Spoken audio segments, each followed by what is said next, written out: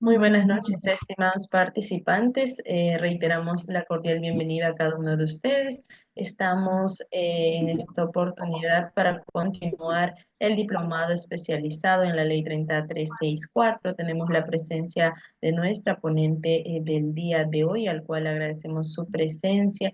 Y desde ya también comunicarles que la presente sesión forma parte de este curso especializado.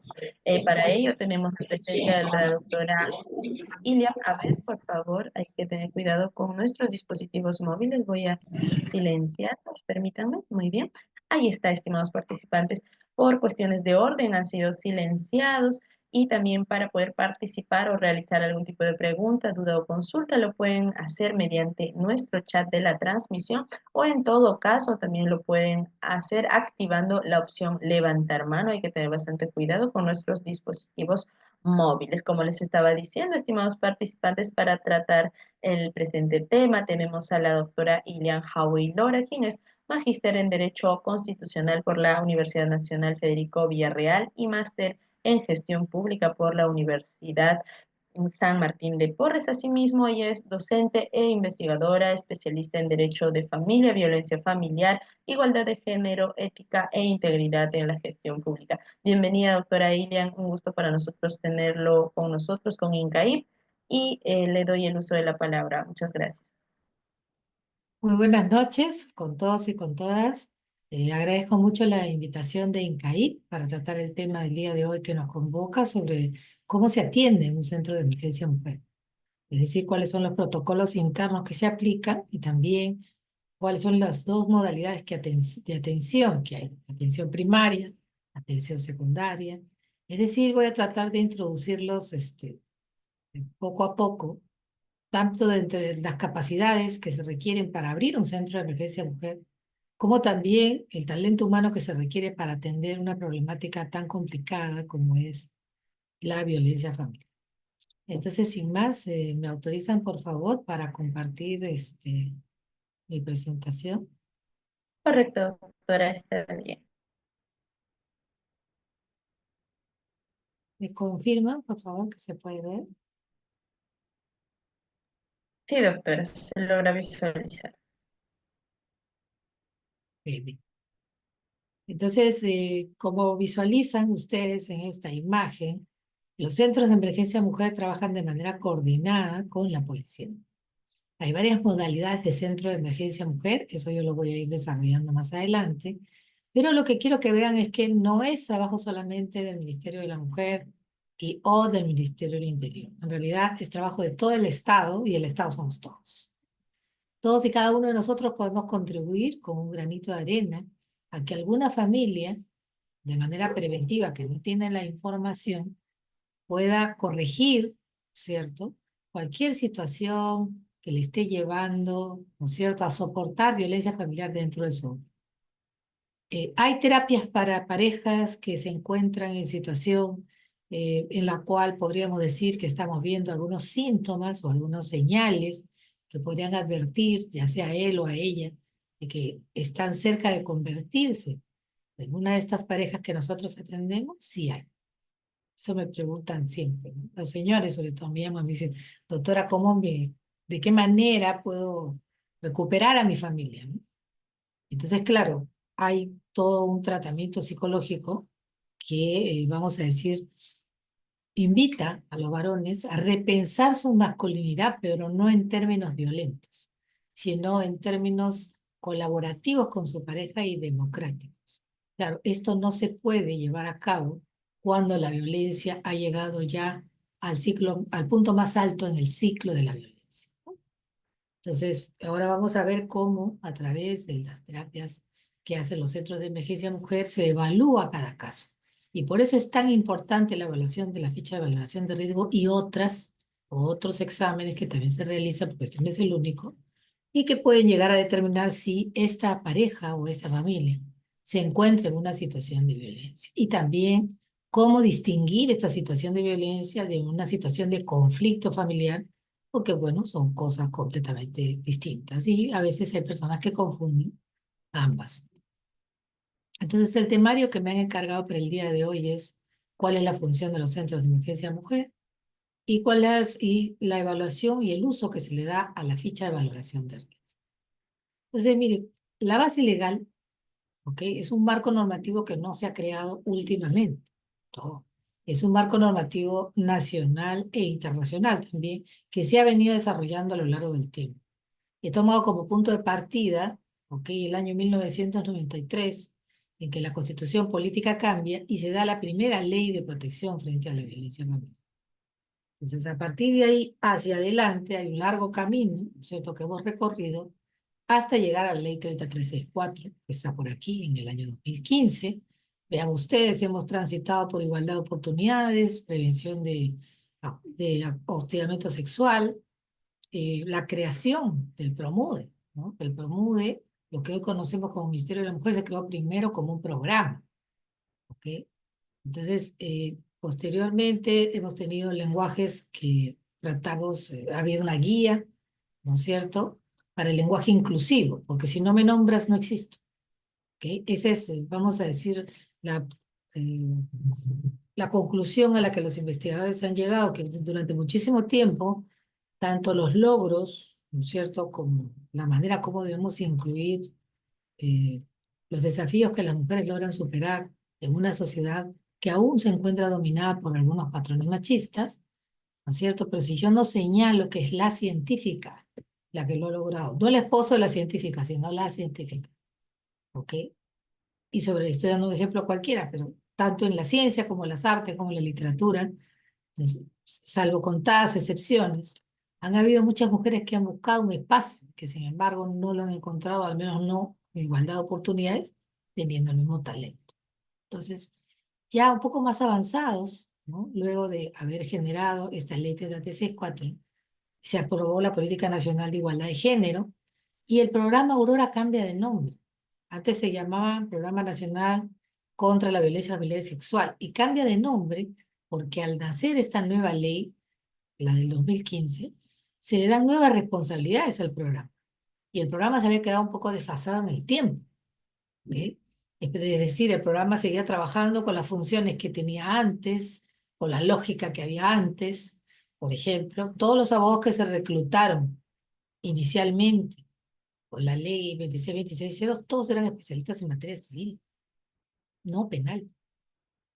Es cuando el procedimiento cambia por la ley 3364 que se empieza a requerir un personal, abogado sobre todo, que tenga especialidad tanto civil como penal, porque ahora el procedimiento pues, es diferente. ¿Okay? Tenemos una fase tutelar que busca una medida de protección en la cual la otra parte no participa, y luego tenemos una fase penal en donde hay un encuadramiento de la conducta para ver si es delictiva o no, y en base al informe, al dictamen del Ministerio Público, el juez penal puede determinar si es que va a haber pues un archivo, ¿ok?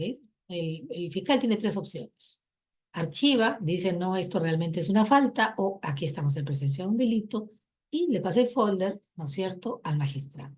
El magistrado tomará las decisiones que corresponden, ya sean absolutorias o condenatorias, en base pues a lo que se ha investigado. Entonces, ¿qué necesitamos aquí? Un abogado civil que vea medidas de protección, un abogado penal, ¿no? Necesitamos a alguien más orientado al tema penal. Entonces, como ustedes ven, fue necesario cambiar el nombre del programa para empezar a reclutar talento humano con diferentes características y obviamente los que ya se encontraban ahí, que sean capacitados nuevamente con un perfil más amplio, ¿no?, que les permita manejar los nuevos procedimientos que trae la ley 35 en sus dos fases, ¿no? Por eso es que al principio, cuando la ley sale entre el 2015 y el 2017, sufre como 10 o 15 modificaciones y es necesario crear luego un TUO, un texto único ordenado de la ley. ¿Por qué? Porque todas las instancias se encontraban con desafíos muy grandes, empezando por el hecho de que la ley anterior solo te protegía en tu casa, en el espacio privado, y esta nueva ley dice, no, yo protejo a la mujer en el espacio público y en el espacio privado. Entonces ya estamos ampliando el campo de acción, ¿no? Y también hace un reconocimiento de las 21 modalidades de violencia basada en género que la mujer sufre todos los días. Entonces, este reconocimiento va a llevar seguramente a que algunas de estos delitos en el futuro se vaya desarrollando mejores mecanismos de protección. Actualmente la mayoría de ellos se van por la vía penal de manera directa, ¿ok? Y algunos otros, en su fase investigatoria, pues tienen la medida de protección de poner a salvo a la víctima y evitar un nuevo hecho de violencia, como es el caso de la tentativa de feminicidio, ¿no? Las lesiones graves. Entonces, finalmente, ¿a qué marco normativo corresponde la creación de los servicios de asistencia jurídica y defensa pública? Que es el mandato que tienen los centros de emergencia mujer y el programa Aurora. En algunas de sus funciones, ¿no? Se encuentra ese mandato. Bueno, se está basado en la Constitución Política, en la Convención sobre la Eliminación de todas las formas de discriminación contra la mujer, en la Convención Interamericana para prevenir, sancionar y erradicar la violencia contra la mujer y en la Convención de los Derechos del Niño.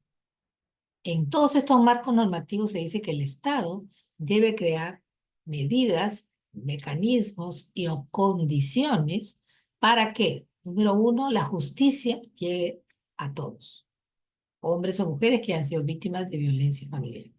En segundo lugar, que los mecanismos no tengan barreras económicas, barreras burocráticas que impidan, ¿ok?, el acceso de la mujer o del hombre o del niño o del adolescente o del adulto mayor o de la persona con discapacidad, ¿ok?, que no tengan ningún impedimento para acceder y ser vistos igual ante la ley.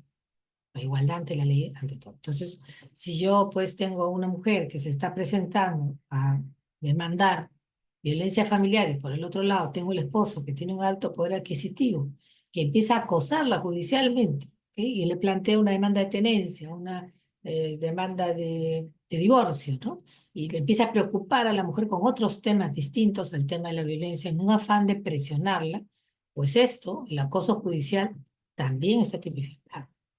Entonces, ¿por qué? Porque se han creado pues mecanismos para evitar el abuso de alguna de las partes sobre aquella otra que no tiene una posición económica que le permita sufragar, ¿no es cierto?, su propia defensa. Entonces, la Constitución política es este marco normativo que, ampliado en el año 1993, da paso a la violencia psicológica y dice, la violencia no es solamente el golpe que pueda recibir la víctima, no, es el daño que la víctima puede recibir internamente, ¿ok? Entonces, sí reconoce que existe violencia psicológica y que la mujer tiene derecho, todos, ¿no? Todas las personas tienen derecho a la integridad física, pero sobre todo las mujeres porque el 85% de las denuncias que se reciben en los centros de emergencia mujer, desde que se creó el centro de emergencia mujer, esa cifra no se ha movido. Y la restante diferencia, ¿okay?, para llegar al 100% de denuncias, básicamente son niños y son adolescentes. Y cuando son varones adultos, lo que demandan, precisamente demandan violencia psicológica. Entonces, está bien que haya sido incluido, pero representa pues un gran desafío. No solamente recibir la denuncia con todas, vamos a decir, las condiciones, ¿no? Que sea un espacio privado, que la persona se sienta cómoda, que la persona que le está haciendo preguntas esté realmente capacitada para ello, ¿ok?, sino que además tenemos que asegurar su derecho a la vida, su identidad, su integridad moral, psíquica, física, a su libre desarrollo y bienestar, y también el derecho a la libertad y la seguridad personal, a no ser víctima de violencia moral, física o psíquica, ni ser sometida a tortura o a tratos inhumanos o humillantes. Esto es un resumen, ¿ok?, de todo lo que la persona tiene derecho a. Entonces, para yo poder asegurar como Estado, todos nosotros, como dije, tenemos una parte que podemos cumplir para lograr este objetivo, ¿ok?, pero tenemos que desarrollar formas, y estas formas tienen que poder funcionar con todas y cada una de las víctimas. Entonces no es fácil, porque todas y cada una de las víctimas tienen diferentes necesidades. Pero la ley aún así se propone prevenir, sancionar, erradicar, resocializar, que es bastante desafiante, y finalmente reparar. Porque toda persona tiene derecho al resarcimiento después de haber recibido un daño. Toda persona. No puede ser que un accidente de tránsito, ¿no?, dos personas intercambian tarjetas entre sus respectivos seguros y la reparación se produce. Y cuando dos personas colisionan, vamos a decir, hay golpes, hay lesiones, así sean vamos a decir, lesiones que ambos se inflijan entre sí, de todas maneras la paz en el hogar se ha roto. De todas maneras hay niños que han visto que sus pares se han estado golpeando o que uno de sus pares ha golpeado al otro. Entonces, ¿quién va a resarcir ello? Ese es el trabajo, ese es el gran desafío del desarrollo de esta norma. Esa parte del resarcimiento todavía está trabajándose, ¿ok? Por ahora nos hemos enfocado en prevenir, nos hemos enfocado en sancionar. Erradicar será pues la consecuencia de que hagamos bien las otras cuatro acciones. Ahora, la violencia está definida como cualquier acción o conducta que cause muerte, daño o sufrimiento físico, sexual o psicológico por su condición de tales a las mujeres, tanto en el ámbito público como en el ámbito privado. Y cuando hablamos de violencia contra los integrantes del grupo familiar, esta tiene que estar embarcada en una relación de poder, confianza o responsabilidad. Y se produce pues lo mismo, ¿no? El daño, ¿ok? Que en algunos casos causa sufrimiento físico, sexual o psicológico a la víctima o inclusive la muerte. Y especial consideración en este punto tienen los niños, niñas, adolescentes, personas con discapacidad y también personas adultas mayores y las personas embarazadas también han entrado, las mujeres embarazadas han entrado también a esta misma categoría. Entonces, cuando hablamos de condición de tal, es que yo tengo que demostrarle, y me está diciendo, demuéstrame que ha habido esa violencia. Yo soy, por ejemplo, abogado litigante, abogada litigante. Yo tengo que demostrar qué? Yo tengo que demostrar que estos actos que se han realizado sobre esta mujer son actos humillantes, estigmatizantes. Yo quiero encasillar a esta mujer en un estereotipo, ¿no? Y yo como abogada, ¿qué tengo que probar? Que estos actos se han realizado, ¿ok? En un contexto en que ha habido relaciones de dominio, de control, de subordinación hacia el... Es decir, la señora quiso salir a visitar a su mamá y el esposo le dijo, no, tú no vas a ninguna parte. La jaló del brazo, la empujó y la tiró contra una mesa. Lamentablemente la mesa se rompió y la señora se lesionó toda. No, la señora así ensangrentada se fue a la comisaría o llamó a la policía o la vecina amiga llamó porque escuchó los gritos. El señor ha querido lastimarla desde el principio. No, el señor ha querido tener un acto sobre ella de control, excesivo control. Control de hasta su derecho a transitar, ¿ok? Su derecho a salir de su propia casa. Lo demás puede, y todavía lo someto a la duda, haber sido un accidente. Pero ¿qué tal si le empezamos a aplicar a la señora la ficha de valoración de riesgo y sale que no es la primera vez? ¿Qué tal si la señora también tenía un trabajo y ahora el señor tampoco, también le impide trabajar? ¿Qué tal si una señorita estudiante y el señor también le impide salir a estudiar? Entonces, todas estas circunstancias juntas ya van formando pues un patrón de conducta lesivo y bueno, la señora o la señorita ha estado soportando esta condición.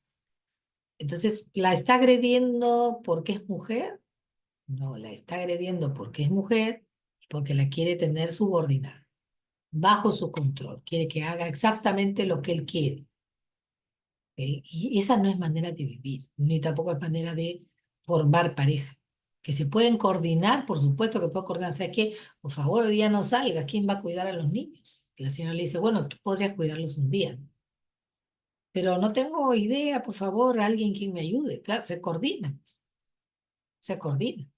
Y el padre también debe estar involucrado en la crianza para que esto no cree un estrés dentro de la familia y que no haya ningún problema con que un día él se quede a cuidar, ¿no? Porque ella necesita salir. ¿Ok? O se lleva a ella a sus hijos, no hay ningún problema, también tiene la posibilidad de llevárselos. O es que le van a prohibir que saque a sus propios hijos de su casa. Entonces, todas estas preguntas se las hará, ¿no es cierto?, el señor fiscal cuando evalúe el caso y empezará a encontrar, ¿no? Como dije, actos repetitivos de comportamiento, quizás de este varón, controlador, ¿no? Y se dará cuenta que la señora fue violentada por ser mujer, por su condición de tal, en el escenario de dominación, de control, de ejercicio de poder, porque en la balanza entre ellos dos, ambos no deciden. Él ha estado decidiendo todo el tiempo, inclusive ha subyugado su propio voluntad. Entonces, la doctora Sofía Rivas Lamadrid decía, bueno, pero yo fiscal, ¿de qué parámetro me puedo guiar? ¿Cómo sé cuándo es violencia, cuándo no es violencia? No comprendo el contexto de violencia. Entonces se dijo, bueno, aquí hay 5 elementos que se pueden apreciar a primera vista y que pueden llegar a determinar que existe un contexto de violencia. El primero es que veamos muy claramente que la agraviada está sometida a la voluntad de la otra persona. Y esto se manifiesta en los exámenes psicológicos que le hacen a la señora en el Instituto de Medicina Legal, en donde ella siempre se refiere a, él me dijo, él no quiere, él sabe lo que es mejor para mí, no, yo sin su permiso no voy. No, pero ¿por qué haría eso si él no me ha dicho? Ese tipo de verbalización hace pensar a cualquiera que estaríamos hablando con un niño, ¿no? Con alguien obediente, ¿no? No estaríamos hablando con un adulto que toma propias decisiones. ¿Y por qué se había producido esto? Porque ya la voluntad de la gravedad está completamente anulada. Ya ella se encuentra estereotipada, vamos a decir que se encuentra encerrada en un cuadrado, visualicemos así, un cuadrado del cual ella no va a salir nunca. ¿Por qué? Porque ya ha tenido varios eventos en los cuales probablemente ha recibido daño, en los cuales probablemente se ha condicionado su conducta, se ha chantajeado, ha chantajeado la otra parte, ha manipulado su comportamiento. Y esto se da de manera cíclica, es decir, primero hay momentos de tensión, luego hay momentos de explosión y luego hay momentos de luna de miel, en la cual él le perdona y le dice que no lo volverá a hacer y se llevan bien durante 1, 2, 3, 4, 5 semanas y luego volvemos a empezar. Hay momentos de tensión en donde él critica cualquier comportamiento que ella tenga y ella empieza a sentirse culpable, ¿no? Su autoestima está por los suelos y dice, sí, pues todo, ¿no? Ella piensa todo lo estoy haciendo mal, sí, mi esposo tiene la razón en todo lo que me dice. Este ciclo es una trampa psicológica en la que se encuentra atrapada la gravedad. Y es progresivo. Cada vez el ciclo se va volviendo más violento. Y la agraviada, que ya tiene este tema de la anulación de su voluntad, no se da cuenta del riesgo en el que se encuentra. Así pasa con señoras que van a denunciar 4, 5, 6, 7, 8 veces hasta que ya no regresan más, ¿no es cierto? Y se convierte en el lamentable deceso de alguien. Entonces hay señoras que, por ejemplo, llegan al Centro de Emergencia Mujer y llegan con un intento de feminicidio a cuestas. Y cuando nuevamente aparecen, uno le ve las marcas en la cara, en el rostro, o le ven hasta los dedos en el cuello, o le ve lesiones en los brazos, lesiones defensivas, ¿no? O sea, ella se ha querido defender y acá pues tiene los brazos marcados, ¿no? Ya sea con puñetes o alguna otra lesión. Entonces ahí en el Centro de Emergencia Mujer lo primero que se hace es llevar a que sea atendida, ¿no? Centro de salud, ¿no? En esas condiciones en que se encuentra, pues no es adecuado continuar con la atención del SEM, sino más bien la asistente social la acompaña y hace la contrarreferencia y referencia a los centros de salud. Entonces, estos son los 5 requisitos. Yo cuando veo esto, yo como abogado litigante, yo puedo probar esto si yo puedo probar estos 5 ayer. Entonces ya es de todas maneras que el fiscal, que está con la misma lógica que yo, va a decir que sí, acá ha habido contexto de violencia. En relación a la responsabilidad, confianza o poder de parte de un integrante de la familia a otro, está referido básicamente a las personas, cómo se relacionan dentro del grupo familiar. Y no estamos hablando solamente de la familia de origen, hay grupos familiares que son mucho más grandes, ¿no? En donde conviven con abuelos, en donde conviven con tíos, con primos, con sobrinos que vienen a quedarse a la casa y definitivamente se quedan, se vuelven parte de la familia. Y todos y cada uno de ellos tienen un espacio de la familia, tienen una cuota de poder, tienen un espacio de confianza, tienen un espacio de responsabilidad. Todos contribuyen al lugar. Pero a veces hay jefes de hogar o jefas de hogar, también podría ser, que abusan de su poder, porque son la persona que trae más dinero a la casa y hemos una vez analizado a una familia en donde teníamos un pequeño dictador, un niño de 11 años que tenía manipulados a los padres, a los abuelos y hasta las empleadas. O sea, la casa se hacía y se deshacía con respecto al parecer del niño. Y entonces al final, trabajando con esta familia, nos damos cuenta de que todos los conflictos se presentaban, el niño recurrentemente mentía. ¿Y por qué mentía? Pues porque el niño quería atención. Atención de sus padres, atención de sus abuelos. O sea, él estaba buscando que de alguna manera era su grito de auxilio, mentir y hacer que conflictúen entre ellos. Cuando ellos peleaban, obviamente tenían que quedarse en casa hasta resolver el tema y el niño era feliz porque los tenía cerca. Entonces, trabajando con ellos, se pudo pues lograr, vamos a decir, intentar pautas de crianza totalmente distintas y ahí nos dimos cuenta, ¿no? Que hay bastantes familias jóvenes que, bueno, no han sido educados en en sus propios hogares de origen por pautas de crianza adecuadas y lo único que han hecho es trasladar la poca información que tenían de crianza y reproducir el ciclo, ¿no? De violencia. Cuando se les acerca nueva información, se les explican nuevas pautas de crianza, y empiezan a dar resultados, ¿no? Las personas sí continúan, vamos a decir, estas buenas prácticas hasta que logran encontrar el punto de equilibrio, ¿no es cierto?, para que su familia no se desintegre. Acá hay una persona, me parece que está levantando la mano. Ah, no, es pensé que era una pregunta, pero no, son mensajes. Ok, muy bien. Entonces, ¿quiénes son los sujetos que yo tengo que proteger? La mujer en todo su ciclo de vida, desde que es bebé hasta adulta mayor, parejas y exparejas, grupo familiar de madres, padres, ¿no? Lo que les acabo de comentar, el grupo familiar más extenso. ¿Todos tienen que vivir en el mismo hogar? No, no necesariamente todos tienen que vivir en el mismo hogar. Yo he tenido casos de violencia familiar en donde las cuñadas se han golpeado de una manera terrible por temas, vamos a decir, económicos, y no vivían en el mismo hogar. ¿Ok? Yo defendía a una de las partes que había sido, digamos, la más lesionada por no ser infidente, y al final sí procedió, la denuncia procedió, se dijo, si bien es cierto, no viven juntas, no se puede negar que pertenecen al mismo grupo familiar, ¿no? Y está pues contemplado también la norma, y es el grupo de familia extensa. Como ven ustedes aquí, es el caso de hijos, hijas, nietos, bisnietos, tíos, tías, primos, hermanos, sobrinas, cuñado y cuñada. Vean aquí, parientes colaterales o afines. ¿Ok? El enamorado también es considerado y el ex enamorado también es considerado. ¿Ok? Muy bien. Y bueno, estos son los 4 tipos de violencia que ya los conocemos. El único nuevo de esta ley es la violencia patrimonial, que es la acción u omisión que ocasiona el menoscabo en los recursos patrimoniales de las mujeres por su condición de tal o de cualquier miembro del grupo familiar a través de relaciones de poder, responsabilidad o confianza, a través de la pérdida, sustracción, destrucción, retención, limitación de recursos económicos. Hay una señora que antes cobra su sueldo y pasa por la casa de su hermana y deja su dinero y su tarjeta al cuidado de la hermana y llega a su casa con menos dinero. Supongamos que la señora cobra 1.000, llega a su casa con 200. ¿Por qué? Porque el esposo le quita todo su dinero.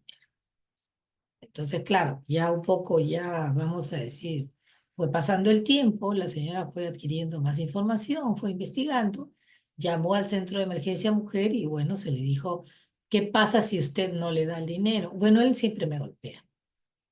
Entonces, señora, usted sí es víctima definitivamente de violencia patrimonial, pero también de violencia física, ¿no? Y bueno, ya conforme fuimos avanzando el caso, nos dimos cuenta que esta había sido una constante desde su inicio de la relación.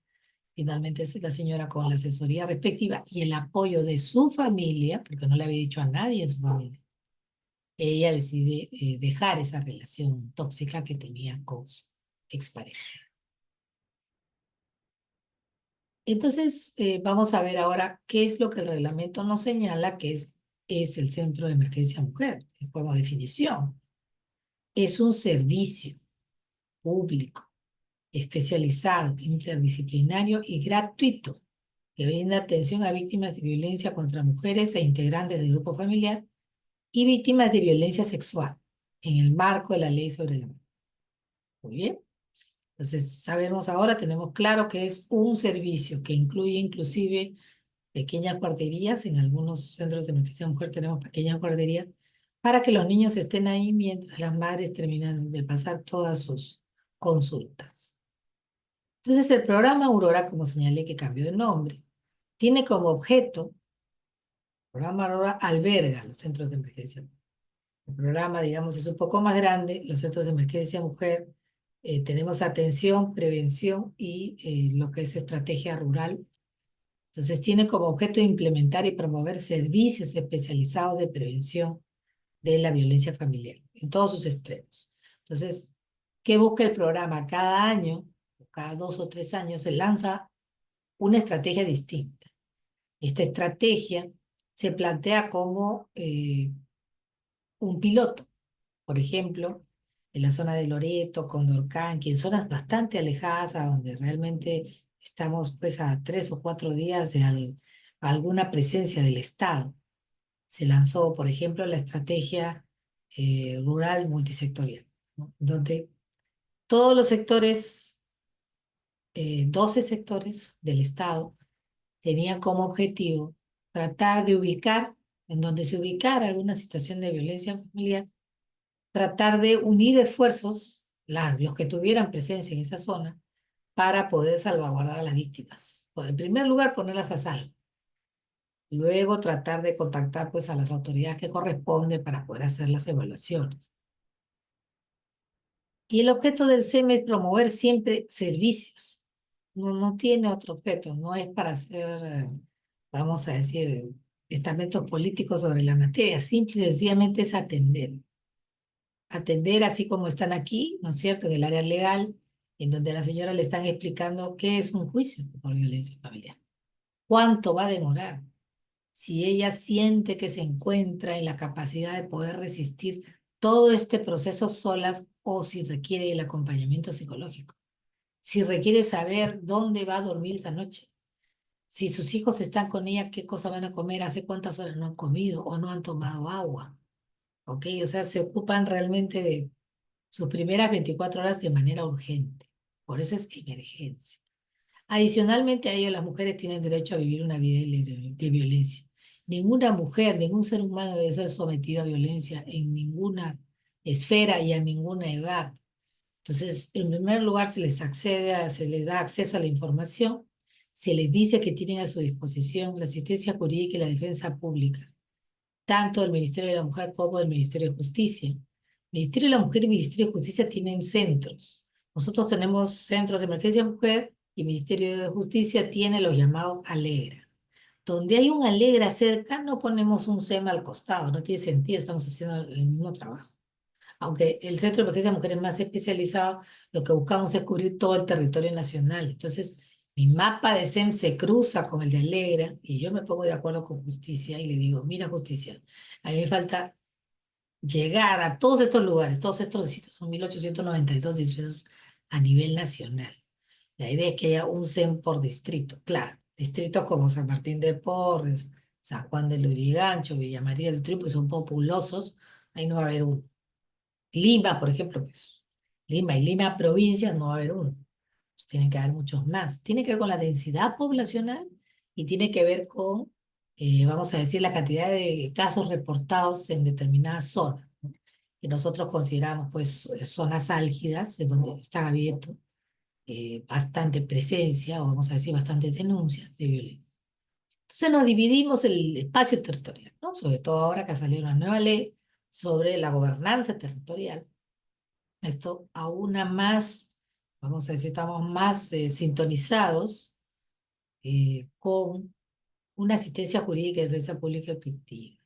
No solamente se defiende a las víctimas, el Ministerio de Justicia también defiende a los presuntos agresores que no tienen posibilidad de pagar su abogado. Es lo que se conoce como el defensor de oficio. Luego tenemos la atención en salud, que ya les he comentado, el Ministerio de Salud y el Ministerio de la Mujer tiene protocolos de referencia y contrarreferencia. Y de atención social a través de los hogares de referencia. Entonces, en el ámbito de la atención, nosotros atendemos a todos sin importar su condición social, su edad o su sexo. ¿Qué servicios brindamos? Servicios de admisión, psicología, legal, social, prevención y promoción social. Es un promotor comunitario que el SEM llega, por ejemplo, mañana a la puerta de su distrito. Se instala el SEM, pone su letrero y el promotor empieza a dar vueltas, vamos a decir, a visitar todas las casas que se encuentran a los alrededores, haciendo crecer el círculo cada vez más grande. La idea es abarcar 20 kilómetros alrededor del centro. Y para esto se dirige a las autoridades del distrito, a las autoridades comunales que haya, Uraca si es el caso, ¿no? Y cualquier otra autoridad que reconozca a la comunidad. Primero se presenta con ellos, les explica, les brinda información acerca de que vienen a prevenir la violencia. Porque lo más importante y lo que todos tenemos que entender acá es, cuando la violencia ocurre, lo que sigue ya es un procedimiento, es un juicio, es algo que lamentablemente va a tener que transitar no solamente la víctima y toda su familia. Eso es lo que muchas personas no entienden. Entonces el daño para todos y cada uno de ellos va a ser considerado, ¿ok? Y va a durar además varias etapas y pasa por varios procesos antes de que esto pueda llegar a un buen puerto. Entonces, ¿es esto lo que queremos para el Perú y para todas las familias? No. Lo que se busca es atender la etapa anterior a que suceda todo esto. Entonces, en la etapa anterior, ¿yo qué cosa tengo? Tengo una señora o un señor que viene y dice, vengo a denunciar violencia psicológica. A mí me están tratando mal, me ningunean todo el tiempo, me hacen sentir mal, yo creo que así no debe ser la pareja, ¿no? Empieza a dar toda una serie de reclamos. Entonces se le hace una evaluación con la ficha de valoración de riesgo y la persona sale eh, afectada psicológicamente. Afectación psicológica, cognitiva, conductual. Síntomas, vamos a decir, que concuerdan con estrés postraumático, violencia familiar. Entonces quiere, y eso es delito. Y esto sucede entre el día 1 y el día 9. A partir del día 10 a mí ya me dan mi certificado médico de que yo estoy capacitada, ¿no es cierto?, para trabajar o de que tengo que hacer mi descanso médico porque la persona está herida. Ya estamos hablando de lesiones leves, lesiones graves. Ya no fuimos al proceso. Antes de eso yo estoy afectada. Como ser humano estoy afectado. No estoy igual que cuando me desperté. Cuando desperté yo veía el verano, veía los pajaritos, ¿no? Y de repente empezó la circunstancia que me llevó a llegar caminando hasta el centro. Entonces, es aquí donde yo tengo el 45% de las personas que llegan al centro de emergencia mujer. Entonces, ¿qué es lo ideal? Yo atiendo esta parte del 45% que llegan a hacer estas primeras consultas, que no entienden qué cosa es lo que sucede, que me cuentan la historia de su hogar. Y si yo en esta primera parte, que es preventiva, en donde el daño aún no es irreversible, se está produciendo las primeras afectaciones, yo saco a esta familia de este juicio, ¿ok? Y le doy la posibilidad de reeducarse, ¿ok? Reeducarse en una manera de poder comunicarse, desarrollo en ellos mayores habilidades sociales, ¿no? Se les convoca a una reunión, la terapia se lleva a cabo no solamente con él y con ella, se lleva a cabo con toda la familia. Se les explica que este patrón de comportamiento es inaceptable, etcétera, etcétera, lo que los psicólogos saben mejor que los abogados. Y entonces estas personas no van a entrar al proceso. Pero, este estoy hablando obviamente de todos los casos, una parte de los casos. Pero yo digo, si en esta parte de prevención yo logro hacerlo bien, estas personas no regresan. Pero no es que no regresan porque ya no confían en el servicio, no regresan porque resuelven en esta primera etapa las dudas que puedan tener. Y obviamente se les recomienda seguimiento a través del Centro Comunitario de Salud, ¿no es cierto? Que vaya a consejería, terapia preventiva. Y tienen una determinada cantidad y se hace seguimiento de que estén yendo a las sesiones. Ok, muy bien. Estamos posicionados en el Perú así, con 433 centros de emergencia mujer a la fecha, ¿no? Los puntos verdes que ustedes pueden apreciar son centros de emergencia mujer metidos dentro de comisarías. Se nos ha dado un espacio y ahí hemos habilitado un centro de emergencia mujer. Los rojos son centros de emergencia mujer regulares que trabajan 7 por 24. Y el plomito es un centro de emergencia mujer que color nuevo que hemos implementado dentro de un centro de salud. Entonces, como ustedes pueden ver, cuando las instituciones están juntas, yo le ahorro tiempo, le ahorro dinero y hago sentir al Estado más cercano a la víctima. La víctima no tiene que ir a varios lugares para encontrar, sino que en un solo lugar, llámese comisaría, encuentra un centro de emergencia mujer, lo está más accesible el servicio para él. ¿Y por qué se tomó esta decisión? Porque se encontró que el 75% de las denuncias, para eso sirven las investigaciones, 75% de las denuncias a nivel nacional llegan primero a la comisaría. La gente no se va al juez, no conoce al juez, el juez le queda lejano como idea. También puede que no exista ni siquiera en centros poblados, por ejemplo, no hay representación de poder judicial. Entonces, lo más cercano que tienen siempre, lo que hay a nivel nacional, son o centros de salud o comisarías. Y es por ahí por donde nosotros hemos iniciado, ¿no es cierto? Este trabajo hace 5 años de empezar a colocar centros de emergencia mujer dentro de comisarías. Y la atención que se brinda es diferenciada. No se atiende igual a un niño ni adolescente que a una persona adulta mayor que a una persona con discapacidad. Hay protocolos diferenciados para cada uno de ellos. En el caso de los niños, por ejemplo, las principales consideraciones que se tienen son reducir el estrés del niño, que a veces llega solo o a veces llega con un pariente que no sabe bien qué está haciendo ahí, ¿no? Pero busca siempre proteger al menor. Se articula con prácticas de abordaje que recibir un niño, niña, adolescente, víctima directa o indirecta o testigo de la violencia. Pero se reconoce de entrada que el niño es sujeto de derecho, no es un tutelado, ¿no? El niño es sujeto de derecho, es titular. Y esta mirada de ya no proteccionismo hacia el niño, sino más bien entenderlo como un titular, ¿no? Hace que nosotros tengamos una especial protección hacia él, pero que sea apropiada para su edad, a la madurez que tiene, las necesidades que pueden ser especiales que pueda tener. Procuramos su protección y el bienestar y el de su familia durante el proceso, sobre todo en casos de violencia sexual.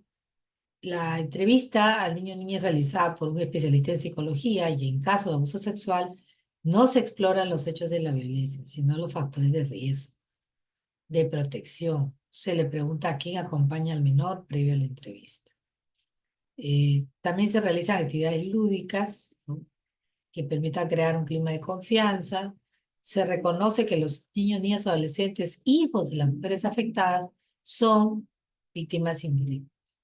Se debe evitar que el niño tenga contacto con cualquier adulto que pueda alterar su integridad emocional y afectar su actuación. Es decir, si nosotros apreciamos que los padres están visiblemente afectados por el abuso sexual y pretenden que su niño o niña se retraiga de testimonios en los cuales el niño o la niña manifiesta que ha sido el tío del padrastro, que ha sido el hermano de la madre el violador, evitamos que tengan contacto con estas personas, ¿no?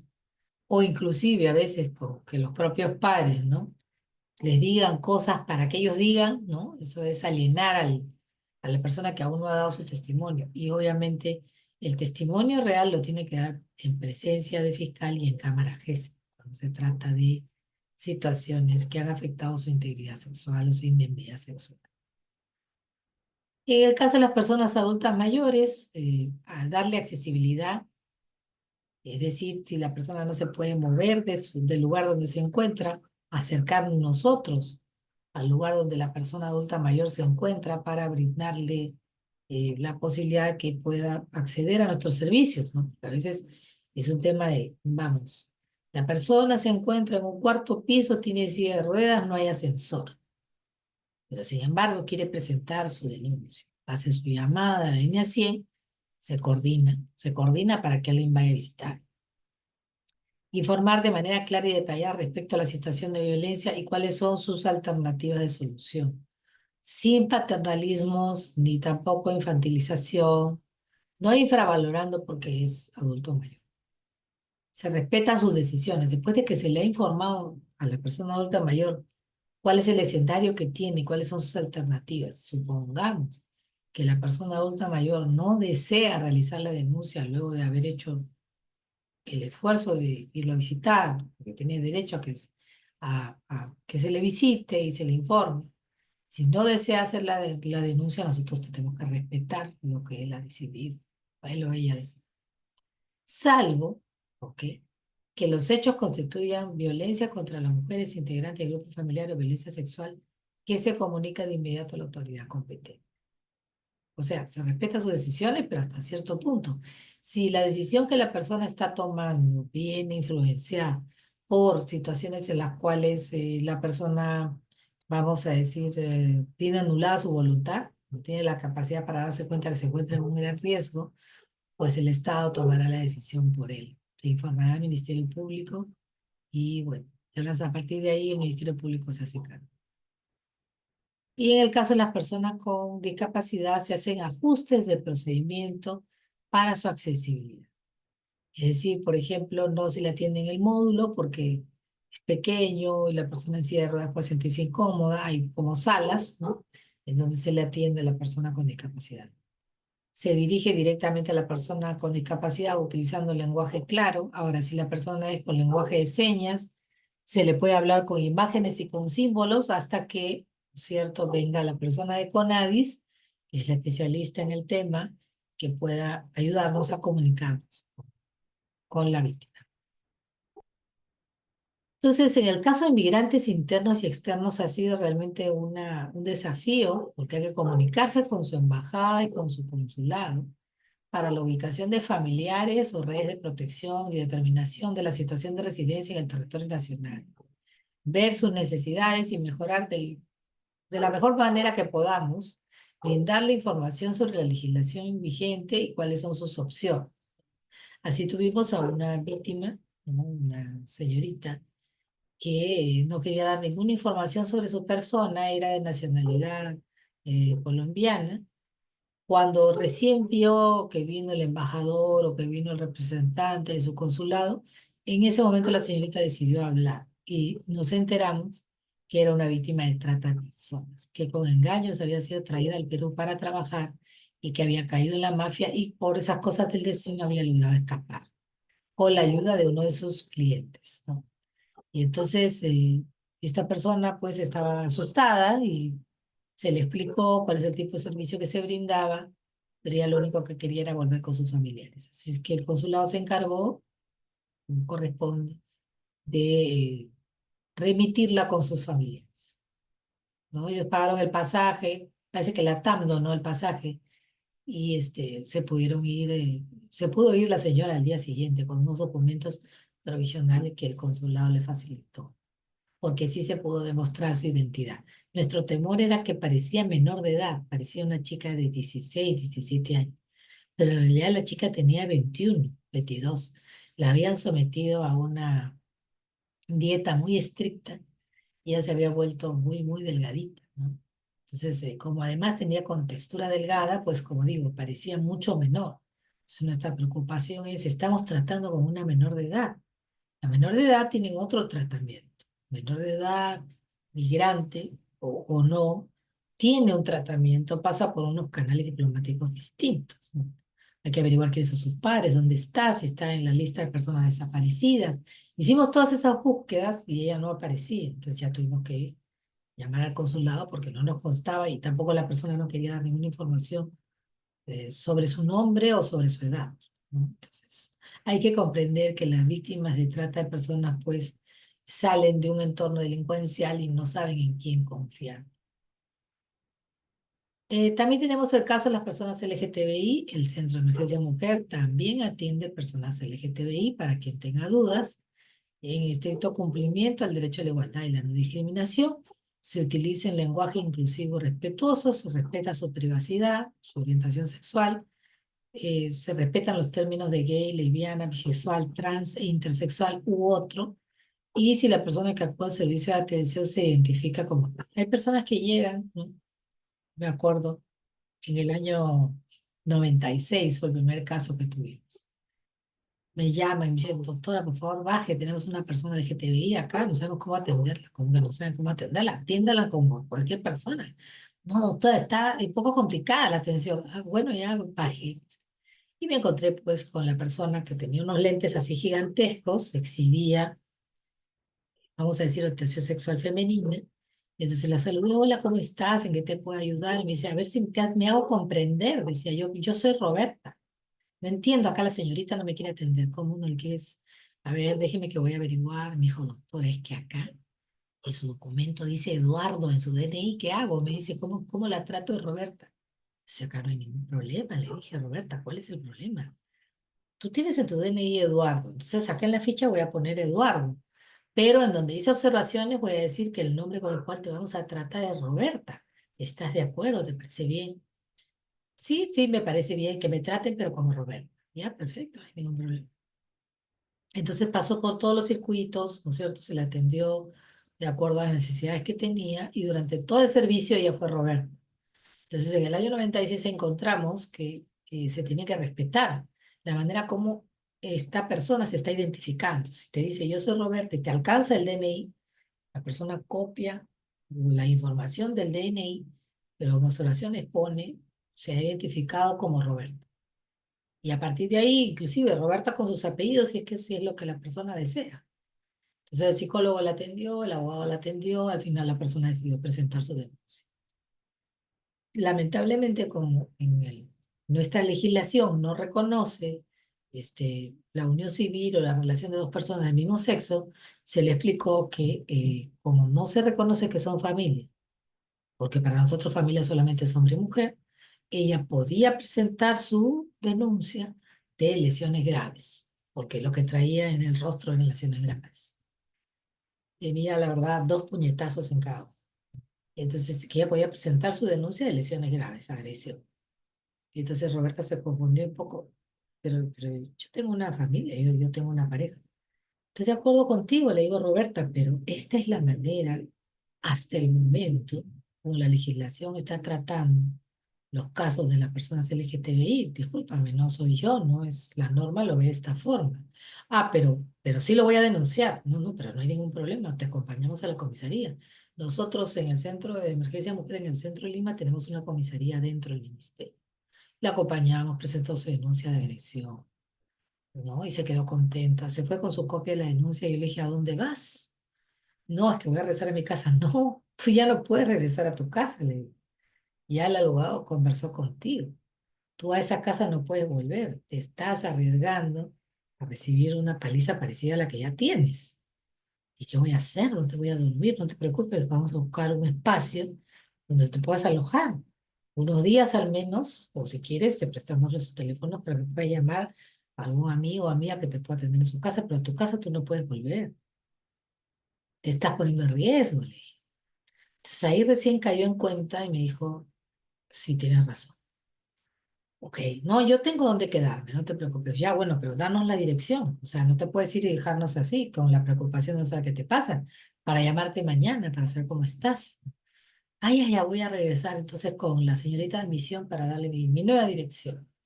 Llamó y inmediatamente su amiga o amigo le aceptaron y ella se fue y le estuvimos llamando durante una semana y nos dijo que sí, que todo iba muy bien, que la otra persona no se le había vuelto a acercar, que quería medidas de protección igual y le dijimos que ya estaban en trámite y le dieron, eh, o sea, medidas de protección no, porque como ya expliqué, no está dentro del alcance de las medidas de protección. Sin embargo, lo que sí se pudo hacer es un patrullaje preventivo que se coordinó con Serenazgo alrededor de su domicilio. Y la otra parte se presentó a denunciar también a la misma comisaría. Y entonces ahí el policía le dijo, usted no puede denunciar, pues usted ya tiene una denuncia. Más bien acá está su oficio, preséntese al Instituto de Medicina Legal para su evaluación psicológica. Entonces, así es como pudimos averiguar el paradero de la otra parte. Y creo que a partir de ahí ella, según tengo entendido, no tuvo más problemas con esa pareja. En el caso de los pueblos indígenas, el tratamiento es diferente porque a veces inclusive ellos no hablan nuestro idioma. Nos ha pasado con Shipibo, con Iwa, Wajún y todas las lenguas que se hablan en la selva y otros dialectos varios. Tenemos 17 lenguas y 7 tipos de quechua. Entonces, como ustedes imaginarán, es simple, pero logramos comunicarnos con apoyo del Ministerio de Cultura. Y lo que necesitamos aquí es el autorreconocimiento de la persona. Las personas llegan, ¿no? Y tú te das cuenta por el fenotipo, o sea, la forma de su rostro, como la foto que ustedes ven aquí, ella llegó al servicio diciendo, ahí dentro de las preguntas que hacen en la ficha de admisión se le pregunta, ¿usted se reconoce como persona indígena, persona afrodescendiente? Dentro de las preguntas que hacemos para investigación. Y dijo, yo soy afrodescendiente. Ah, no, y se apunta, ¿no? Y basta con su dicho para que se acredite.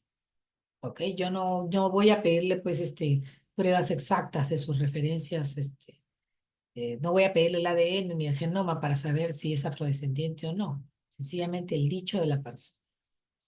Pero es cierto que las personas que han sido discriminadas ancestralmente, ya sea con el color de su piel, por cualquier, por el origen, ¿no? Por el país, la provincia de donde vienen, ¿no? Sienten un resentimiento en general hacia muchas cosas, ¿ok? Sienten que no se les ha incluido lo suficiente en la sociedad y por ello son personas muy, muy sensibles y que además traen el problema de violencia familiar. Entonces, el tratamiento hacia ellos tiene que ser todavía mucho más, vamos a decir, preciso en la información que se les brinda, porque son bastante suspicaces con respecto a la información que se les brinda y bien concretos, ¿no? Mire, este es uno, dos, tres los pasos que hay que seguir. ¿Está usted dispuesta? ¿Se siente usted, ¿no? Que tiene la capacidad para hacerlo? Podemos brindarle asesoría psicológica para ello hasta que concluya el proceso. Y se les brinda, se les explica que tienen acceso a la justicia, que tienen acceso a la medida de protección, ¿no? Y se está tratando de alguna manera de reivindicar eh, lo que durante muchos siglos estas personas pertenecientes a pueblos indígenas y población afroperuana, ellos se han sentido excluidos. También tenemos el caso de personas desaparecidas, es decir, la persona policial no puede determinar la situación de riesgo y realiza las siguientes acciones. Solicita de forma verbal o mediante correo electrónico el número de denuncia o cualquier dato que tengan sobre esta niña, por ejemplo, que ha desaparecido. Y el SEM le informe de manera inmediata si la desaparecida es usuaria del SEM.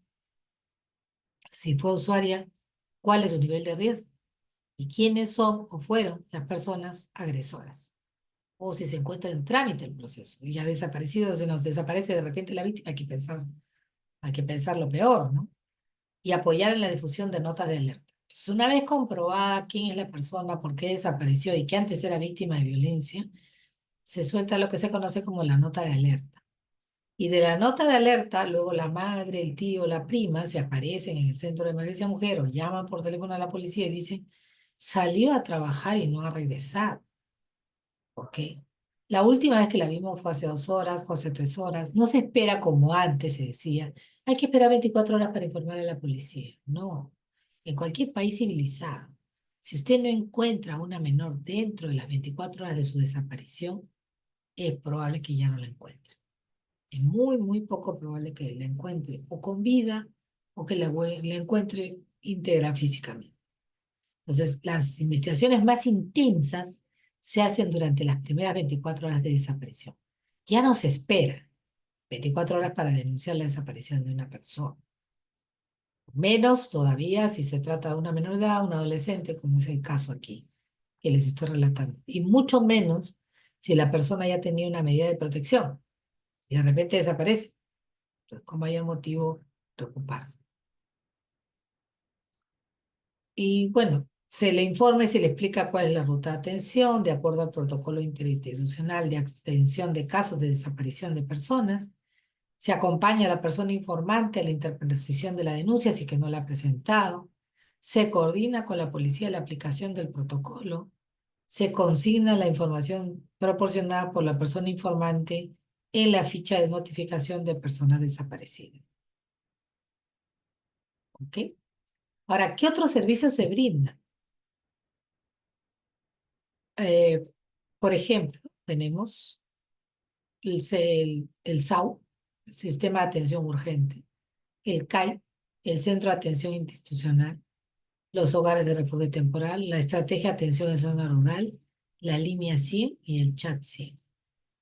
Entonces, esta es la línea 100. Esta es una vista de uno de nuestros centros. ¿Ok? Aquí trabajan aproximadamente 25 personas. No es el único que tenemos a nivel nacional varios. Pero un poco para explicarles, la persona llama, si es menor de edad, inmediatamente se coordina con el psicólogo infantil, porque hay psicólogas infantiles que trabajan y que tienen el lenguaje apropiado y conocen las técnicas para comunicarse con un menor de edad. Entonces, lo primero es que se le da contención emocional, si se llama llorando, ¿no? ya sea hombre, mujer, niño, adolescente. Luego de eso, el psicólogo procede a hacer algunas preguntas de rigor, ¿no? De identificación. También, cuando ya se supera la capacidad de la línea telefónica, cada uno de los teléfonos puede llegar a guardar hasta 20 llamadas. Y van entrando en cola, ¿no? Inmediatamente termina una llamada, se activa la llamada en automático a la persona que llamó, que quedó guardada su llamada siguiente, ¿ok? Los sistemas que tenemos en la central telefónica son bastante avanzados, ¿no?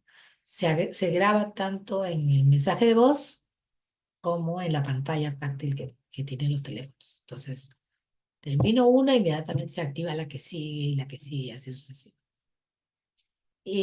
Tenemos también llamadas de retorno, que son estas que les acabo de comentar, y la coordinación telefónica de urgencia. La coordinación telefónica de urgencia es cuando yo llamo al centro de atención urgente, perdón, al servicio de atención urgente, que es una camioneta enorme roja que dice Ministerio de la Mujer, Servicio de Atención Urgente, SAU, que ustedes quizás la puedan haber visto por las calles. El SAU es una experiencia belga. La cooperación belga fue quien nos donó las primeras unidades. Ellos nos explicaron su sistema, ¿no? Entonces ellos van con este servicio a donde se encuentra la víctima. Cuando la llamada ha sido de tal, vamos a decir, intensidad, que ha dejado entrever que estamos hablando de riesgo moderado, de riesgo severo, y que la víctima se encuentra en peligro y existe la posibilidad, ¿ok?, de poderla salvar. La llamada más de niño más chiquito que tuvimos fue un niño de 6 años, que en su colegio le habían hablado de la línea 100. Entonces el niño veía que su papá golpeaba a su mamá y marcó el 100. Por eso escogí ese número. Yo tuve la suerte de estar en la inauguración, activar por primera vez la central telefónica 100. Escogí ese número, tenía para escoger el número 100 o el 109, pero el 100 me pareció más fácil de recordar. Y entonces el niño llama y avisa, ¿no?, que están matando a su mamá, que le pega, que no sabe qué hacer, y el niño estaba llorando con su teléfono en el baño. Se había encerrado con el baño ahí, con el teléfono. Entonces inmediatamente el SAU coordina con la policía. La policía llegó antes que nosotros. Intervino de manera directa, rompió la puerta y encontró al señor a punto de matar a la señora. Obviamente se llevaron al señor en flagrancia arrestado. A la señora, justo llegamos nosotros, recogimos a la señora, sacamos al bebé del baño, ¿no? Y tomamos pues todas las acciones, y la fiscalía, que también estuvo presente, dijo, se dictan medidas de protección urgente, ¿no?, para que puedan ustedes llevar a este niño y a esta señora primero al centro de salud y después a un hogar de refugio. Y así es como se procede en estos casos de riesgo severo o moderado. Esto se logra a través, como dije, de la llamada a la línea 100 y también del chat 100. El chat 100 fue un chat que se creó para brindar orientación en caso de riesgo a adolescentes. Nació para los adolescentes, cuando recién había WhatsApp. ¿Ok? Para que tengan ustedes idea de hace cuántos años fue esto. Cuando recién había WhatsApp. Y entonces no solo nos empezó a llegar de adolescentes, sino nos empezó a llegar de parejas universitarias que tenían ciertas dudas con respecto a ciertos temas de tipo sexual en algunos casos, ¿no? Y ahora se ha extendido muchísimo.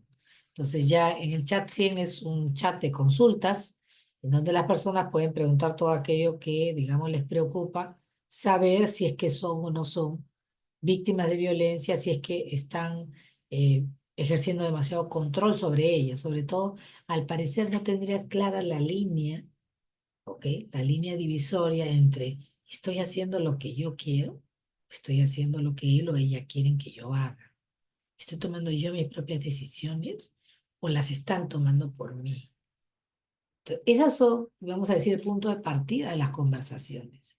Y luego cuando ya uno se adentra en la conversación, pues podemos inclusive, hemos logrado detectar en nuestras investigaciones que se habrían producido acercamientos sexuales no deseados sobre adolescentes, pero que ellos no habrían entendido, por falta de educación sexual en casa, suponemos, no habían comprendido la dimensión de lo que significa la intimidad con otro ser humano, no estaban preparados emocionalmente para esa experiencia. Luego tenemos el SAR, que es un servicio que ha sido establecido, el servicio de atención rural, que ha sido establecido para llegar a zonas alejadas. ¿Quiénes prestan este servicio? Antropólogos y sociólogos. Ahí no va a ir usted, imagínese el abogado por los caseríos o la asistenta social. Se necesitan personas que estén especializadas en acercarse a comunidades y que obviamente también hablen su lenguaje, ¿no? Son personas que tienen esta facilidad y que, como digo, son antropólogos, son sociólogos y se acercan a la comunidad, como hablé al principio de mi exposición, y toman contacto con sus autoridades para poderles acercar la información acerca eh, eh, sobre, ¿no? Todo lo que involucra el tema de violencia familiar, pero lo hacen en modo prevención. Es decir, no llegan diciendo en esta comunidad hay violencia, no. Llegan en esta comunidad podríamos hacer algunas cosas para prevenir la violencia. Y los primeros resultados que tuvimos de esta estrategia fueron muy buenos. La estrategia durante 3 años se ha extendido un montón y este año se ha convertido en servicio, quiere decir, ha migrado del piloto ya a convertirse en un servicio permanente. Esperamos en el futuro, pues, que siga recibiendo recursos del Estado para que pueda ir creciendo y llegando a más personas. El Centro de Atención Integral contribuye al cese de la conducta violenta de hombres sentenciados, ¿ok? Es decir, este hombre ya fue sentenciado por, a ver, violencia física leve o violencia psicológica contra su pareja y se encuentra en proceso de sanción a través de la reeducación de sus creencias y percepciones sobre la mujer. Y llegan con su orden judicial bajo el brazo. Ya nosotros hemos sido comunicados, informados, y en el Centro de Atención Integral solo atienden hombres. ¿Ya? Esa es la modalidad. Vamos a decir, un tipo de servicio que brindamos, que ha sido estudiado, ¿no? Que tuvo una primera experiencia con apoyo de la Universidad Cayetano Heredia y el doctor Ramos, ¿no? El doctor, sí, Ramos Padilla. Y con él fue que se creó pues este sistema, este servicio, y luego ya el Estado lo asume. Y entonces es como, imagínense, grupos de ayuda mutua de varones, ¿ok? Que se sientan y conversan sobre las emociones que sienten, por qué las sienten, de dónde vienen, cuál es el origen de esa necesidad de control, qué es lo que está en juego para ellos, ¿no? Y poco a poco se va, como digo, sanando algunas heridas de sus propias infancias, cerrando algunos ciclos de madurez que en su oportunidad pues no se tomaron el tiempo de cerrar porque no supieron cómo hacerlo tampoco, ¿no? Y esto se da con psicólogos especializados en el tema de masculinidades. Se les invita a repensar su masculinidad no en términos de, como dije, violencia, sino en términos de colaboración, en términos de yo no compito con mi pareja por nada. Yo contribuyo, colaboro, me corresponsabilizo de mis hijos, me corresponsabilizo parentalmente, me corresponsabilizo también domésticamente. No me hace más o menos hombre planchar mi propia camisa. No me hace más o menos hombre cocinar a veces, limpiar a veces. No, eso no quita masculinidad, al contrario. Yo diría que mejorará su percepción frente a las mujeres nos sentiríamos más apoyadas teniendo esposos, pues que en el supuesto de que la mujer tenga sobrecarga de labores o no, cada uno hace su 50% dentro del hogar y hay más tiempo para atender, valga la redundancia, momentos de compartir, momentos de calidad, momentos con los hijos. Si todos y cada uno de los hijos y de los padres se comprometen, estoy segura que limpian la casa antes, ¿no? Y salen todos a pasear juntos. Entonces, hay cosas que la familia, no todas las familias, las han llevado, vamos a decir, de la misma manera en sus infancias. Lo que busca el Centro de Atención Integral es prevenir que haya un nuevo evento de violencia. Los varones que se han sometido al Centro de Atención Integral y que luego de 9 meses de seguir este programa han adquirido las habilidades para, vamos a decir, que además este Centro de Atención Integral no solo trabaja con el hombre y trabaja con toda su familia. ¿Ah? Gran parte del trabajo lo hace él, pero luego vienen reportes de la familia, ¿no? Entonces se le pregunta, señora, ¿y cómo va su relación ahora con Andrés, ¿no? Que está ya 3 meses en el programa? Y la señora dice, bueno, ha cambiado muchísimo, tanto que ya no lo reconozco. se ha convertido en una mejor persona, es más responsable, ya no deja todo tirado, ya no nos grita, ya no hay gritos en mi casa. Le preguntan al niño, ¿y tú qué piensas, no? ¿Qué piensas de tu papá ahora? Ah, yo antes tenía un papá malo, ahora tengo un papá bueno. En el idioma del propio niño, ¿no? Entonces, como investigadora, tengo la oportunidad de acceder a los testimonios de las personas que han sido beneficiadas y si realmente este centro de atención integral da los resultados esperados. Como también pasa, esta es la versión hermosa, ¿ok? La otra versión es llega el señor con su documento de que está obligado a seguir el tratamiento y dice, yo no sé para qué me han traído, yo no entiendo por qué tengo que hacer esto. Es decir, la persona no viene con la disposición ni con el afán de salvar a su familia o recuperarla. Está pensando más bien con qué otra señora se va a ir. Es decir, no tiene una intención de enmienda, no tiene propósito de enmienda, ni siquiera se encuentra arrepentido de lo que ha sucedido. ¿Ok? Entonces, cuando tenemos este tipo de personas que se les hace una primera evaluación y no tienen ninguna vocación ni de cambio, sencillamente se informa al juzgado que esta persona no es candidata para el centro de atención integral y se le regresa y se le pide que dicte otro tipo de medidas porque la medida de reeducación de sus creencias con este señor no va a ser posible. ¿Y qué otras medidas habrá? El juez es el que decide, nosotros no. Él podrá pensar quizás en algunas otras medidas. Y eso que se les advierte, que si hay algún tipo de reincidencia, ya lo que sigue es la prisión. Pero aún así hay personas que reinciden.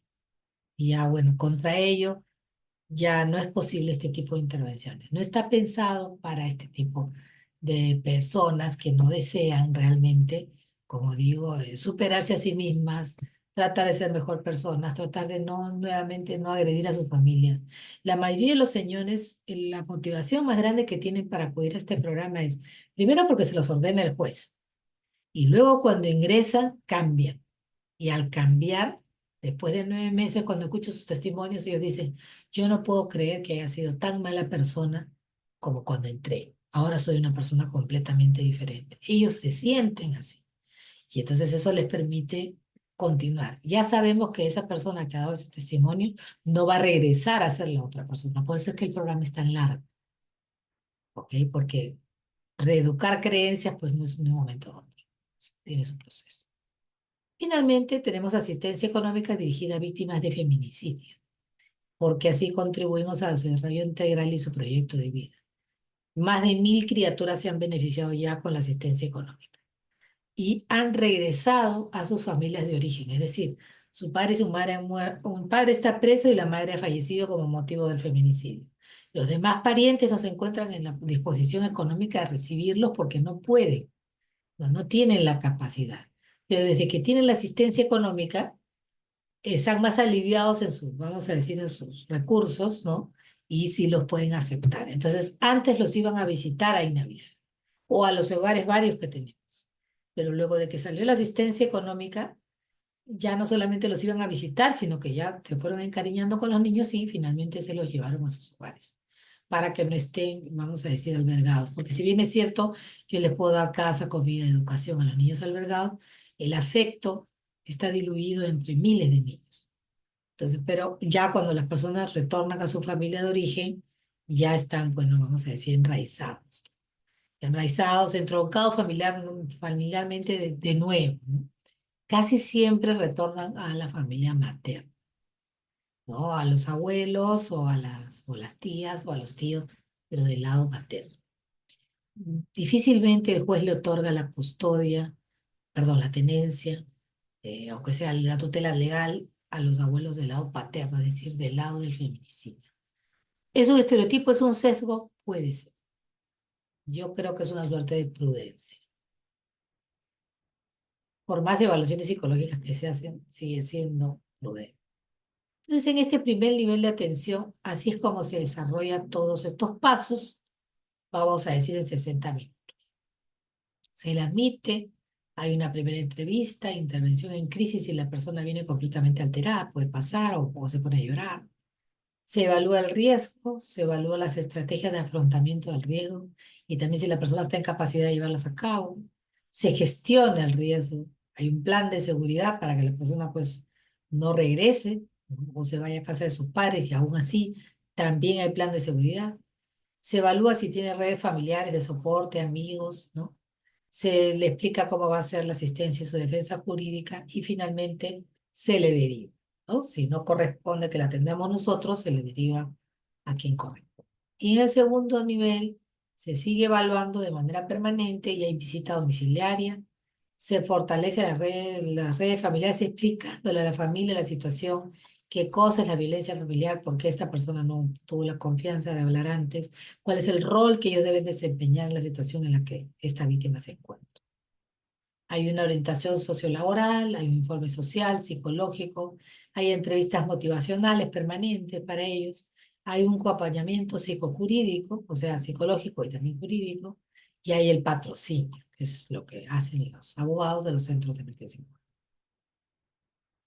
Tenemos también protocolos de atención de los SEM. Aquí se los dejo para que ustedes lo puedan analizar. Básicamente, cómo le preguntamos a las personas cuando llegan al servicio, cómo las atendemos, ¿no? Básicamente, paso 1, 2, 3, 4. Ahora quiero ver con ustedes la evaluación del riesgo para que no me vaya a ganar el tiempo.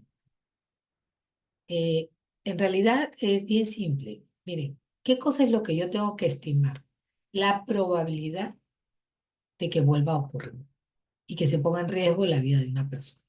¿Y cómo lo hago? Anticipándome, anticipando el riesgo, anticipando el tiempo hasta que el riesgo se va a producir nuevamente y si se produce, cuál va a ser la gravedad.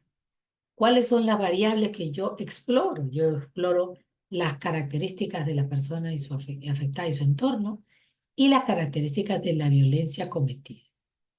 Una cosa es violencia psicológica y otra cosa es violencia física o ambas combinadas.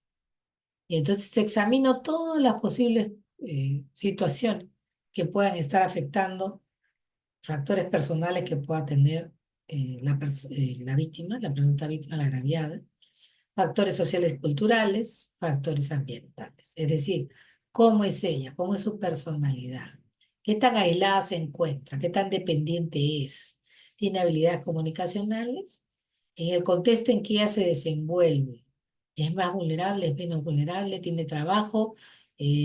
¿A qué hora sale? ¿En dónde el agresor podría encontrarla? ¿Dónde podría ser un entorno que para ella fuera especialmente vulnerable o especialmente protector?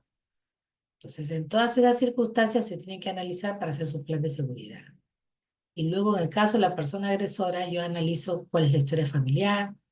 Por ejemplo, si la persona es abandonada, maltratada, pertenece a una clase, a una raza, a una religión, a una opción sexual o a un estado civil determinado, tiene patologías mentales, ¿ok? Eh, las características de la violencia cometida, la gravedad, la intensidad, cada cuánto tiempo sucede, es cíclico o no es cíclico, daña no solamente a la pareja, también daña a los hijos, todo eso. Entonces, estos elementos predictores me colocan así. Esta es la amenaza. ¿La amenaza cuál es? Violencia física. Esta es la vulnerabilidad de la víctima. Es una menor de edad. Tiene 16 años. No puede repeler la violencia física. El resultado es un riesgo que puede ser severo o moderado. Leve no puede ser, porque sencillamente una menor no puede enfrentar, vamos a decir, la amenaza, que es un señor mayor, ya sea el padrastro, o ya sea, sí, pues el padrastro, o el padre. Ella no puede enfrentar eso. Entonces, estos tres elementos yo los correlaciono y digo, ah, sí, aquí el riesgo es grave y el impacto puede ser terrible. Entonces, aquí tienen ustedes más o menos cómo se analiza. Factores de riesgo, este adolescente está pensando inclusive, tiene ideas suicidas, está, no, perdón, ideas suicidas del agresor y también la separación física ilegal. Seguramente ella le ha dicho, te voy a dejar. Pues el agresor tiene que recuperar el control de la relación de alguna manera. Y lo que quiero predecir es el asesinato de la pareja. Y quiero predecirlo en tiempo. El tiempo que va a mediar entre la presencia y acción de los predictores y la ocurrencia del criterio corto. Es decir, ¿cuánto tiempo tengo aquí para pasar de este paso a este paso? Entonces la conjunción de estos tres elementos me va a dar un resultado que va a determinar Si todas las acciones, o pues, todos los elementos que yo analicé son correctos y me van a llevar a un buen razonamiento, me van a llevar a determinar cuándo se va a poder, podría producirse este asesinato. Y pasa por varias etapas. Identifico, analizo y determino el riesgo. Estas tres, básicamente. Cada una de ellas tiene, vamos a decir, sus determinantes, ¿no? Pero concentrémonos en la parte de aquí abajo. Mis determinantes son impacto, probabilidad y tiempo. Y los niveles son leve, moderado y severo. Entonces, aquí están los principales factores de violencia y pasemos ahora rápidamente a hoy quiero pasar con ustedes a la ficha. La ficha, les voy a dejar la presentación, usted no se preocupe. Ahí la encargada ya lo tiene claro.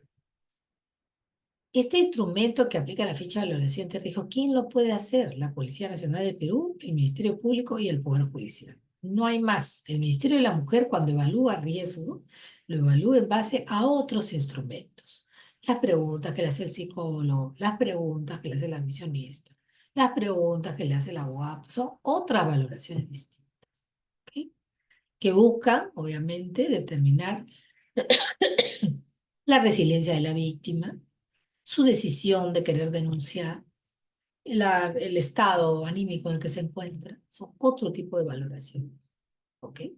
También si está con estrés postraumático producto de la violencia familiar, todo eso. Y luego la acompañan gentilmente a la comisaría. Esa es la comisaría donde le aplican la ficha de valoración de riesgo, que ha sufrido pues algunas modificaciones y que tiene 19 preguntas y evalúa los antecedentes de la relación entre la persona agresora y la víctima, circunstancias de la comisión de la violencia, factores asociados al perfil de la víctima y la persona agresora. Es decir, todos los factores que anteriormente les he pasado en figuritas están volcados aquí, en esta ficha. Vean ustedes. ¿Cuál es su ocupación? Está en situación de discapacidad. ¿Qué tipo de discapacidad? Si habla castellano, no habla castellano. Si es con lenguaje de señas. ¿Cuál es su edad? ¿Cuántos hijos tiene a su cargo? ¿Ok? ¿De dónde viene? Hay gente que llega a veces de sitios increíbles y uno dice, pero ¿por qué no se fue al centro de emergencia de mujeres en Puno? ¿Por qué se ha venido hasta Lima? Porque ella dice que en Lima sí la van a atender. Entonces yo me pongo a pensar, pues señora, usted sabía que había centro de emergencia en Puno. Y entonces la persona le dice, no, yo no sabía, yo vi un comercial, llamé a la línea 100, me contestaron, me dijeron que acá en Lima había atención, pero yo tampoco no pregunté porque no pensé que en Puno había. Entonces, claro, falta quizás de conversación, falta que la persona se sincere y nos diga específicamente dónde es. A veces las personas por miedo no dicen todo lo que quieren decir o no preguntan todo lo que quieren preguntar cuando llaman por teléfono. Pero bueno, como quiera que sea el caso, la hemos atendido a la señora acá en Lima, ¿no? Pero se le preguntan cosas que, como ustedes pueden ver acá en los puntajes, disparan el marcador, ¿ok? ¿Tiene arma o puede conseguir un arma? Si la tiene, 5 puntos. Esto, o sea, estos que tienen el puntaje mayoritario, son los que al sumarse al final de toda la estadística me conducen a un riesgo severo. Entonces, vamos a leer los detonantes, vamos a leer todos. La violencia física contra usted ha aumentado en gravedad o en frecuencia. Le contestan que sí. Voy a arrimar esto para que se pueda ver. Sí, ya bueno, eso tiene un punto, porque puede ser solo la percepción de la persona, pero no es el objetivo que yo puedo comprobar. ¿Tiene un arma o podría conseguir un arma con facilidad? Sí. Eso para mí es preocupante, porque entonces hay posibilidad que se repita el evento y quizás la próxima vez el señor sí tenga la pistola, el cuchillo, el machete cerca. ¿Ok? ¿Han vivido juntos durante el último año? Si contesta que no, pasan a la pregunta 4. Usted me dice que han vivido juntos, siguen viviendo juntos, la han dejado, siguen viviendo juntos. Usted le dice que no, dice se pasa a la siguiente pregunta. ¿Tiene trabajo? Eso es para saber si es dependiente económicamente. ¿La ha amenazado alguna vez? ¿Ve? Ante la amenaza crece el puntaje. ¿La ha amenazado con matarla? Nuevamente crece el puntaje. ¿Alguna vez ya lo denunció por violencia familiar porque le pegó? Crece el puntaje, antecedentes. le obligan a tener relaciones sexuales. Si le contesta sí, crece el puntaje. ¿No? Ha intentado ahorcarla también. Consume drogas también. Es alcohólico también, ¿no? La controla en todas sus actividades diarias también. Entonces, como ustedes pueden ver, el puntaje refleja todas las preguntas que son sí, ¿ok? Cuando usted estuvo embarazada, la golpeó, también. Ha intentado o le ha amenazado con suicidarse, también. Entonces, ha amenazado con hacerle daño a los niños, cree que es capaz de matarla. Si le llama insistentemente y le deja mensajes, es un acosador por WhatsApp. Todo eso suma. Entonces, al final yo puedo llegar a tener, la persona, no la víctima que haga el examen, puedo llegar a tener 37. Si tiene 37, es considerado severo extremo. Entonces, ¿qué es lo que hace un abogado? Un abogado en su conversación con la persona tiene presente esta ficha de valoración en la cabeza y le hace preguntas a la señora para poder saber si la señora que está defendiendo o está acompañando o va a defender el proceso se encuentra en estos niveles para saber a qué se está enfrentando. Y yo he tenido clientas a las cuales ya prácticamente no he tenido ni tiempo de conversar con ellas antes y me he sentado a mirar cómo el policía hace la ficha de valoración de riesgo. Entonces el policía marcaba y marcaba y le digo, está marcando, le digo, si no le ha hecho a la señora ninguna pregunta. No, pues ya por la señora ya por la pinta que tiene ya se sabe que tiene. Oiga, le dije, más respeto con mi defendida, con mi patrocinada. Usted tiene el deber de hacerle la pregunta a ella, no de contestar por ella. Ella no es una entenada, es una persona, es un sujeto de derecho. Así que esa hojita me la rompe y comenzamos de nuevo. Le. Entonces el señor nuevamente empezó a interrogar, ¿no es cierto?, a la víctima y le empezó a hacer todas las preguntas. Y obviamente cuando acabó, bueno, la señora estaba en una situación bien complicada. Ella estaba entre severo uno y severo 2. Y claro, había que tomar medidas para protegerla, ¿no? Y gracias a Dios le consiguieron la medida de protección en 48 horas. Otras preguntas adicionales que hay van referidas a la violencia económica o patrimonial. Esto es algo que, por ejemplo, cuando usted tenga un cliente de alimentos, eh, pregúntele si además no es víctima de violencia económica o patrimonial y cuando tenga una cliente de violencia económica, pregúntele si alguna vez ha demandado alimentos, porque son variables que se cruzan siempre. Yo, en la mayoría de los casos o hay trasvase en ambos temas. ¿Ok? O él le quita el dinero que ella trabaja o ella es dependiente económica completamente y nunca le ha pedido alimentos y en el momento que le pide que le dé un poco más de dinero para el diario, él la golpea y le da 5 soles para alimentar 3 hijos. Entonces, como digo, está cruzado, está íntimamente relacionado. También, por ejemplo, cuando van a ir a arrestar o a buscar al agresor, la policía pregunta cosas como las señas físicas del presunto agresor hasta que se demuestre lo contrario, si practica deportes violentos, si es miembro de las Fuerzas Armadas, si tiene como pasatiempo el tiro al blanco, si tiene amistades delincuenciales o ha tenido un pasado delincuencial, porque también así la policía se previene de a quién voy a ir a buscar. Si la persona llega golpeada, llega en un estado de shock, tiene que ser trasladada de emergencia a la clínica, la policía inmediatamente y logra decir quién, identifica quién es la persona.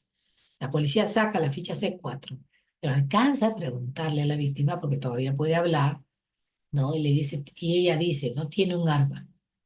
La policía no va a buscar, pues, sin chaleco de protección. La policía ya tiene un elemento más para estar advertida de cómo debe intervenir a este señor, a esta persona. Cuando es así, normalmente lo pueden capturar y, bueno, la persona es detenida en flagrancia, cuasi flagrancia, porque todo esto sucede dentro de las 24 horas. Muy bien. Entonces, como ustedes pueden ver, cuando la persona saca 37 puntos, es severo extremo. Con severo extremo, yo de frente me voy a mi medida de protección y me la tienen que conceder en 24 horas. Independientemente de que a la persona le van a dar su oficio para que vaya a medicina legal cuando salga de la clínica, ¿no? Eh, si se trata de violación sexual, la clínica tiene un protocolo de custodia de la evidencia de esta violación sexual y tiene otro protocolo de cadena de custodia con el Ministerio de Interior. Es decir, la policía se hace cargo de preservar la prueba.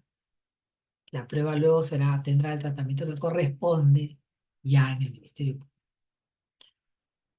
Y entonces en esta etapa de protección, yo sí, a mí me consta que el juzgado hace su trabajo cuando han habido, vamos a decir, evidencias muy claras y objetivas de una agresión física de considerable magnitud. La medida de protección sale en 24 horas. Inclusive hay intervención de la fiscalía desde que la persona llegó a la comisaría o fue derivada a la clínica. ¿Okay? Hay una acción bastante rápida.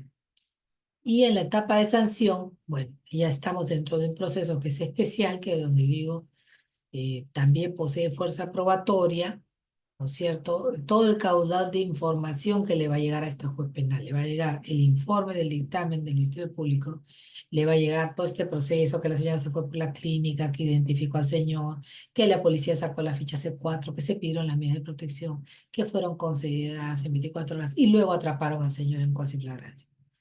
Todo este interregno de hechos va a llegar a manos del fiscal. Inclusive el presunto agresor finalmente confiesa y dice, sí, yo la golpeé. Por esto, por esto, por esto, ¿no? O sea, las razones que el señor podrá atender. Y entonces, claro, cuando hay una confesión sincera, inclusive vienen y ellos mismos se entregan en la comisaría, que se dan cuenta de la magnitud de los hechos. Yo me acuerdo que había una señora que estaba en la clínica describiendo cómo era el agresor y llaman de la comisaría diciendo que el agresor se acercaba a entregarse. Ya no había nada, ya la policía se retiró, ¿no es cierto? Y bueno, el caso fue mucho más sencillo.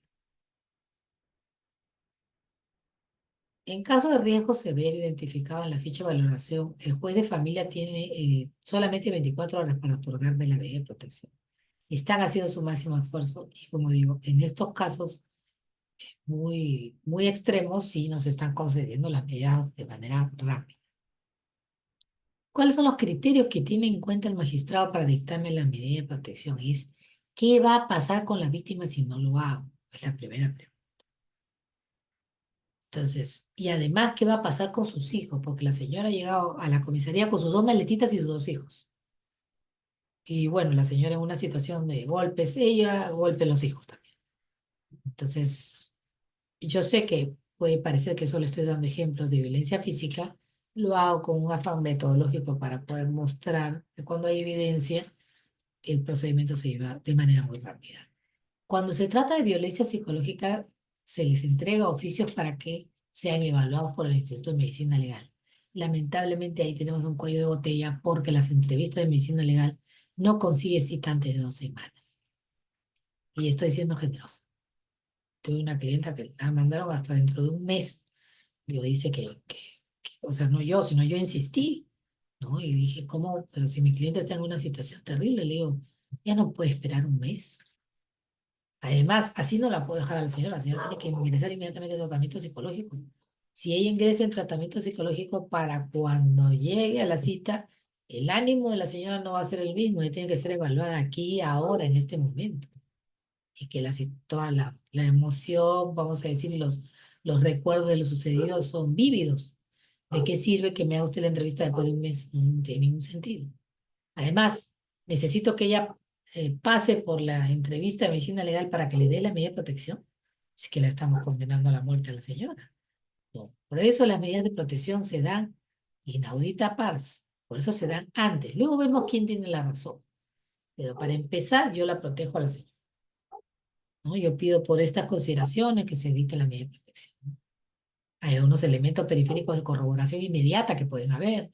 Testigos, los familiares lo saben, los vecinos lo saben, los niños también pueden ser interrogados, también se puede evaluar la conducta de la señora, ¿no? Entonces, una vez que ya se obtuvo la medida cautelar, hay estos mapas de georreferencia. Estos son mapas de calor de delitos contra la vida, el cuerpo y la salud. Es decir, se les conoce así porque, bueno, las manchas son rojas, parece que estuviésemos detectando zonas de calor, pero en realidad son zonas de delito. Y luego están los puntitos, ¿ok? Donde están todos los delitos. Así también han inventado, así como estos mapas que ustedes ven acá, en mapas de medidas de protección. Entonces, estas medidas de protección cautelares tienen validez a nivel nacional y se puede solicitar su cumplimiento ante cualquier dependencia policial hasta que sean dejadas sin efecto por orden judicial.